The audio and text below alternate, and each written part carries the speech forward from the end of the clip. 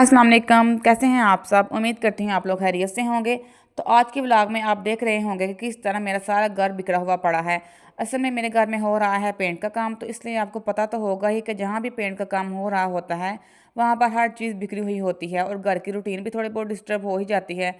तो जब घर में सफाइयाँ चल रही होती हैं ना, तो पेंट हो रहा होता है जब, तो सबसे मुश्किल काम जो होता है वो घर की सफाई का होता है। वैसे तो पेंट के बाद घर साफ़ सुथरा हो ही जाता है, लेकिन इसको साफ़ करना, पेंट के स्टेन्स रिमूव करना ही सबसे बड़ा चैलेंज होता है। तो इसलिए आप लोग भी कोशिश किया करें कि जिस रूम में भी पेंट का काम हो रहा होता है ना, उसको साथ ही साथ साफ़ करती रहा करें, क्योंकि जब आप इस इंतज़ार में रहेंगे कि सारे घर में पेंट ख़त्म होगा तो ही हम सफाइयाँ एकदम से शुरू करेंगी, तो इस तरह बहुत ज़्यादा बर्डन भी हो जाता है, कोई चीज़ भी अपनी जगह पर भी नहीं मिलती है। तो इधर मेरा डाइनिंग रूम में पेंट का काम खत्म हो गया, तो मैंने सोचा इसको साथ साथ साफ कर लेती हूँ, क्योंकि बच्चे भी स्कूल जाते हैं, हस्बैंड ने भी जॉब पे जाना होता है, तो जाहिर है उनका लंच वगैरह भी बनाना होता है, ब्रेकफास्ट वगैरह भी। तो इसलिए मैं थोड़ा थोड़ा करके ये थोड़ा साफ़ करती रहती हूँ। एक ही इंतज़ार में अगर मैं बैठी रहूँ कि सारे घर में पेंट खत्म होगा तो फिर ही मैं स्टार्ट करूँगी, तो ऐसे तो फिर मुझसे कोई भी काम नहीं हो सकता है। और वैसे भी जो खुद पे बर्डन डालने वाली बात हो जाती है, थोड़ा थोड़ा आपसे जितना भी हो सके ना आप कर लिया करें।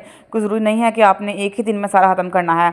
तो जब भी टाइम मिले आप थोड़ा बहुत करती रहा करें, और एक रूम तो साफ़ कर ही लिया करें, क्योंकि जब एक रूम साफ़ सुथरा होगा और नीट क्लीन होगा ना, तो बैठने के भी काबिल हो जाएगा, और ज़रूरत की चीज़ें भी सारी वहाँ पर ला के रख दिया करें, ताकि ढूंढने में कोई मुश्किल ना हो। और घर में रेनोवेशन का काम चाह रहा हो ना, तो कोशिश किया करें किचन और वाशरूम रोज़ साफ़ किया करें, क्योंकि जब किचन और वॉशरूम साफ़ होता है ना आपके घर का, तो आपके वैसे भी घर साफ़ सुथरा लगने लगता है। और ये तो दो चीज़ें तो वैसे भी हर हाल में साफ़ करनी ही चाहिए। तो इधर मैंने पहले सोचा कि जो फोटो फ्रेम वगैरह है इनको साफ़ कर लेती, साफ़ करके साइड पे रख लेती हूँ, क्योंकि इसके ऊपर भी काफ़ी स्टेन्स गिर गए हुए थे। तो इधर मेरा फर्नीचर आप लोग देख सकते हैं कि ये कढ़ाई वाली चेयर्स हैं, इन पे अंदर जब मिट्टी फंस जाती है ना इनके अंदर, तो इनको निकालना बड़ा ही मुश्किल हो जाता है। तो मैंने तो एक ब्रश रखा हुआ है, पेंट करने वाला ब्रश ले लें, या फिर बच्चों के जूते पॉलिश करने वाला ब्रश होता है, इसको जब मैं करती हूँ उसके साथ तो बड़ी अच्छी तरह साफ़ हो जाती हैं। तो अक्सर ऐसा होता है कि मैं ना पानी के अंदर एक दो ड्रॉप ऑयल के भी डाल लेती हूँ, कोई सा भी ऑयल ले लें आप लोग। मैं तो वैसे सरसों का ऑयल यूज़ करती हूँ।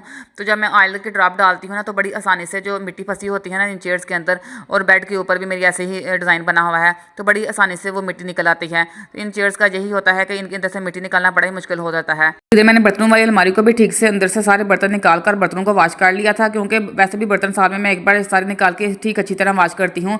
और मैंने बर्तनों वाली अलमारी से सारे बर्तन निकाल कर इसके अंदर से सारे जो स्टेन्स वगैरह के दाग थे, मिट्टी थी, उसको भी गीले कपड़े से साफ कर लिया था मैंने। एक दिन पहले ही मैंने सारा काम कर लिया था, तो फिर बर्तन भी लगा दिए थे मैंने। और फर्नीचर को तो वैसे भी मेरे फर्नीचर का कलर ऐसा है ना कि मुझे साफ़ करना पड़ता ही है, क्योंकि इसके ऊपर डस्ट अगर जम जाती है ना तो बिल्कुल साफ़ नजर आने लगती है। तो वैसे भी फर्नीचर में गिले कपड़े के साथ एक दिन छोड़ के एक दिन ज़रूर साफ़ कर लेती हूँ। आप लोग भी डीपली क्लीन की ज़रूर किया करें, क्योंकि अगर हफ्ता हफ्ता और महीना महीना साफ़ नहीं करेंगे ना, तो आपका फर्नीचर नया भी होगा तो ना वो पुराना ही लगने लगेगा, क्योंकि जो दाग होते हैं ना वो बहुत ही बुरे नज़र आते हैं। और डाइनिंग एरिया में तो वैसे भी गेस्ट वगैरह आते रहते हैं, खाना वगैरह उनको सर्व करना होता है, तो इस बात का ज़रूर ख्याल रखा करें कि साफ़ सुथरा हो, क्योंकि आप कितने ही अच्छे खाने बनाकर दूसरों के आगे रख लें, लेकिन जब बैठने की जगह बर्तन वगैरह आप साफ़ नहीं होंगे ना, तो आपके खाने बनाने की जो मेहनत है वो सारी ही सारी बेकार हो जाएगी, जब आपका मेहमान ही, आपका गेस्ट ही सेटिस्फाई नहीं होगा। इधर मैंने फर्श को भी सारा क्लीन कर लिया था। मैंने असल में रात को ही सारा जो पेंट वगैरह के दाग वगैरह थे उसको मैंने स्क्रैपर के साथ वॉश करके सारा रूम साफ़ कर लिया था, लेकिन फिर भी वो पेंट गिर गया था और मिट्टी वगैरह गिर गई थी। तो मैंने इसलिए पहले झाड़ू के साथ फिर सारा वो जो पेंट और मिट्टी वगैरह होती है उसको बाहर निकाल के, तो फिर इसके बाद मैंने मोपिंग कर दी, ताकि बिल्कुल साफ़ और नीट क्लीन हो जाए सारा फर्श। तो इधर ये फ्लावर वगैरह भी मैंने निकाल के सारे वॉश किए थे धूप में ड्राई करके, तो फिर मैंने दोबारा से इनको वॉश वगैरह में लगा दिया था। तो इसके बाद आप देख सकते हैं कि कैसे मेरे डाइनिंग रूम की कंडीशन शाइन कर रहा है। पहले तो जैसे मैंने चेयर्स पर डस्ट और टेबल जैसे मैसी हुआ पड़ा था, समझ ही नहीं आ रही थी कि कहाँ से शुरू करूँ, कहाँ पर ख़त्म करूँ, लेकिन जब स्टार्ट करते हैं तो खैर हो ही जाता है। लेकिन खैर ये वाला रूम तो क्लीन हो गया, इसे देखकर मुझे बहुत ही खुशी हो रही थी। साफ़ सुथरा, बस साइड पर जो थोड़ा बहुत एक्स्ट्रा सामान पड़ा हुआ था इसको भी मैंने बाहर निकाल दिया था, अपनी जगह पर रख दिया था, क्योंकि जब बाकी रूम में पेंट हो रहा था इससे थोड़ा बहुत साइड पर उस रूम का सामान पड़ा हुआ था। डाइनिंग रूम की सफाई करने के बाद मैं आ गई थी ड्राइंग रूम में। ड्राइंग रूम में बहुत ज़्यादा सामान तो नहीं पड़ा हुआ है, बस ये एक झूला है और साथ में मेरे सोफ़े पड़े हुए हैं। तो झूला, ये मेरे जहेज़ का झूला है, इसको मैंने बड़े ही शौक से लिया था, क्योंकि ये मुझे बहुत पसंद था। ये जितने में खूबसूरत लग रहा है देखने में, इतना ही इसकी सफाई करना बहुत मुश्किल होता है, क्योंकि इसकी जो कढ़ाई वगैरह का काम हुआ है इसमें बहुत ज़्यादा मिट्टी फंस जाती है। तो इसके लिए भी मैंने एक अलग से ब्रश रखा हुआ है, इसको मैं ब्रश के साथ ही साफ़ करती हूँ, तो बहुत अच्छे तरीके से मिट्टी सारी बाहर आ जाती है।